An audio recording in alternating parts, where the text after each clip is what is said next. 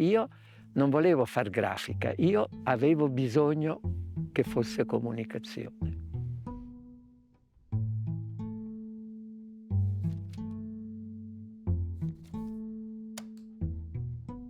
Sono Bruno Monguzzi, sono un grafico, io però preferirei definirmi un comunicatore visivo.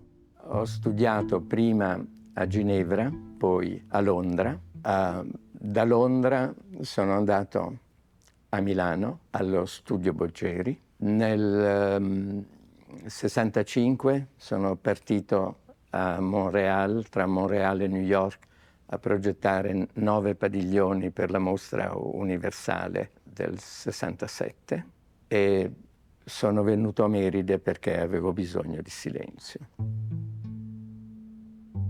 Quando abbiamo un problema, il primo problema è capirlo.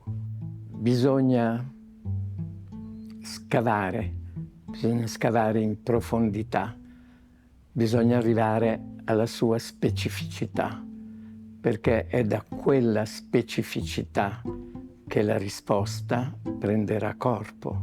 Nel caso del quotidiano, il titolo, il nome era perfetto, ma la specificità è la data. Allora l'ho integrata nella testata e sopra ho aggiunto il giorno.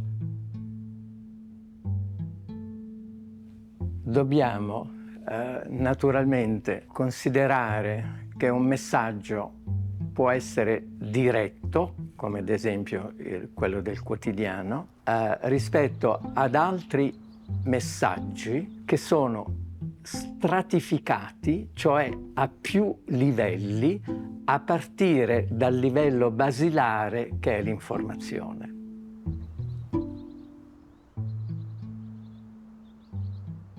Il Museo Cantonale mi chiama, ha bisogno di un manifesto che si riferisca alla collezione permanente.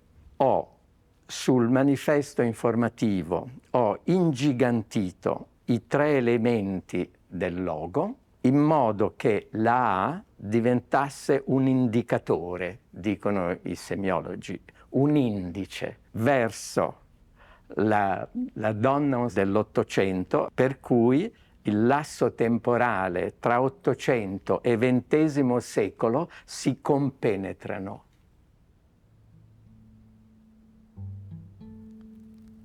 Per me la filosofia è la cosa più concreta nel mio vivere. Quello che mi ha fatto capire Simone Weil ha cambiato la mia esistenza radicalmente, perché non posso più non pormi la domanda se non c'è un'altra possibile risposta.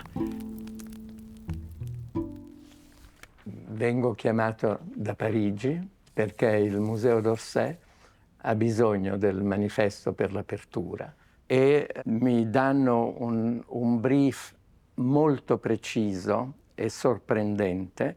Non vogliono nessuna opera d'arte sul manifesto, vogliono solo il logo e la data. Ho, penso, una bellissima tipografia, ma non succede niente, non apre niente. E allora ho bisogno di una metafora, per cui cerco un libro di Lartigue, lo sfoglio e quando arrivo sull'Agliante di suo zio, che è il momento storico che coincide con il momento storico del museo, ho disubbidito, ma ho veramente questa cosa che decolla.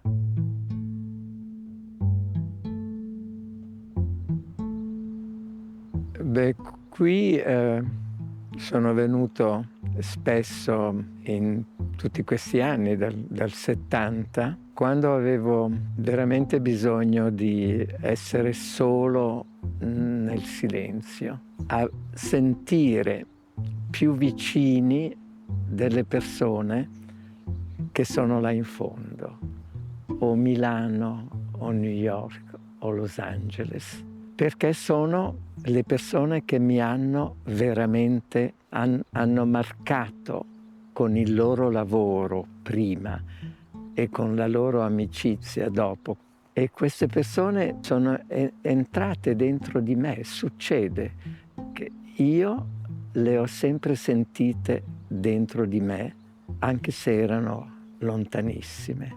A volte venivo qua per condividere di fatto dei dubbi e allora mi immedesimavo, era come se chiedessi a loro: ma tu al mio posto cosa avresti fatto?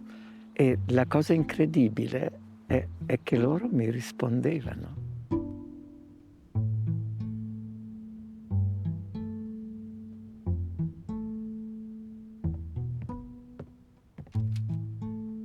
Una lente focalizza la luce in un punto centrale. Il manifesto era sul fotogramma dalle avanguardie ai concettuali. Non posso porre sulla carta fotosensibile questo oggetto perché sarebbe un fotogramma di quell'oggetto, ma la biglia, la sfera di vetro, fa esattamente questa funzione di lente. Il problema è che il risultato è fortemente concettuale e fortemente surrealista. Mi manca delle avanguardie storiche il costruttivismo. Ricordo l'autoritratto di Lissitzky che ha come sfondo la carta millimetrata e questa è la risposta.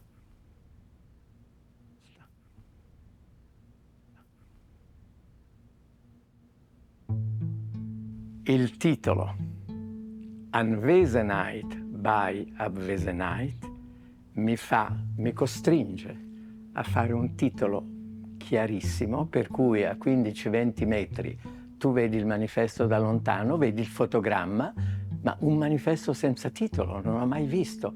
Uno si avvicina e man mano che si avvicina l'assenza si fa presenza e si legge.